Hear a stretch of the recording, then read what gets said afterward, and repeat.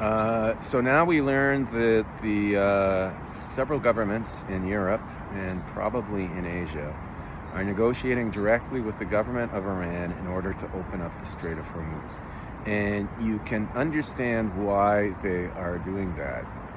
The closure of the strait has really put a lot of pressure on the world economy, and for these nations in Europe and Asia, which were not consulted before the unilateral attack by Israel and the United States on Iran, they have a choice of either getting involved with that attack, which is a losing proposition and probably entails economic chaos with no clear insight, with no clear closure in view, or they can negotiate diplomatically with the government of Iran.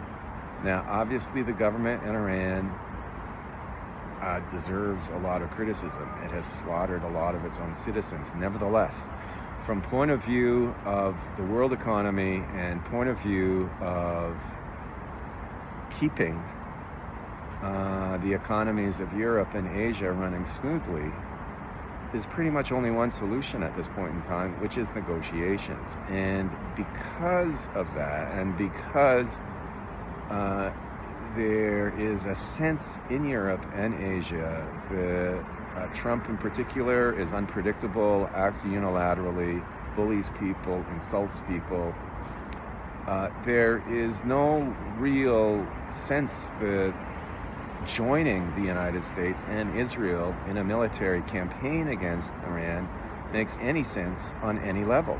It doesn't make sense on a military level, it doesn't make sense on an economic level, and it doesn't make sense in terms of adhering to the demands of being in an alliance.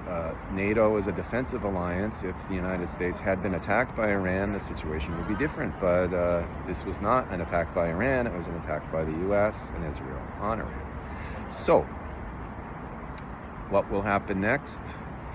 We'll have to wait and see. Nevertheless, right now, the United States in particular, Donald Trump, finds himself very, very isolated.